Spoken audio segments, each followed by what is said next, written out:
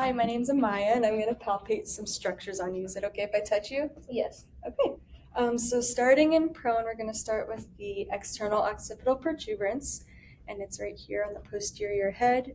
You can feel it sticking out there. And then moving down, if I could have you flex your neck, you're able to find the spinous process of C7. It's the most prominent one sticking out posteriorly. And then we can use this as a landmark to find the transverse process of C3. So going up the spinous processes, C6, 5, 4, and 3. And then going laterally and a little anteriorly, you can feel the transverse process right there on the side. And then going back down to C7, we can move down to T1 and go a little bit diagonally to find the first rib, which comes off of T1. You can feel it right there. It's a little bit painful on palpation. Down here, we can find the iliac crest, kind of coming down here on the lateral pelvis.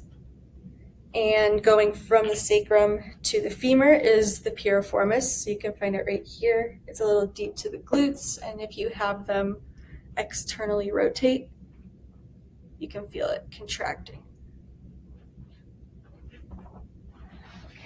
And then on the posterior thigh, you can find the biceps femoris, which comes from the ischial tuberosity to the lateral side of the leg.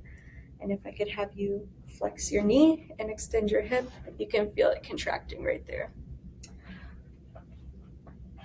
Okay, and then can I have you lay on your side? So on the side of the thigh, you can feel the greater trochanter, and if I could have you externally and internally rotate your leg, you can feel it moving under your fingers there. And then you can go ahead and lay on your stomach, on your back. So the obliquus capitis superior is on the posterior neck, and if I could just have you relax your neck. When the neck muscles are relaxed, you can kind of move the trap out of the way to get your fingers in the suboccipital triangle, and it's going to be the superior lateral border of that triangle. Okay. And then next is the vastus lateralis, which is right here on the lateral thigh, and if I could have you extend your knee, you can feel it contracting right there. And then I'm going to flex your knee and to find the lateral joint line of the knee. So you can find the tibial condyles and the femoral condyles, and it's kind of the space between is the lateral joint line right there. And then just distal to that on the anterior tibia is the tibial tuberosity. Okay. The distal attachment of the fibularis brevis is on the tuberosity of the fifth metatarsal. So it's right here sticking out laterally, and then if I could have you evert your foot, you can see it coming down right there. The lateral malleolus is right here on the lateral ankle, as well as the distal part of the fibula. And then the deltoid ligament. So go ahead and put this back down. The deltoid ligament is on the medial part of the ankle, and the middle part of the deltoid ligament is going to be right here.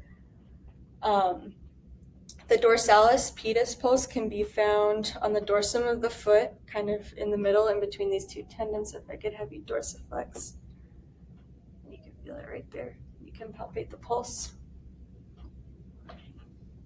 Okay, the base of the first metatarsal is the proximal part of the metatarsal, so you can feel it right there, just distal to the navicular.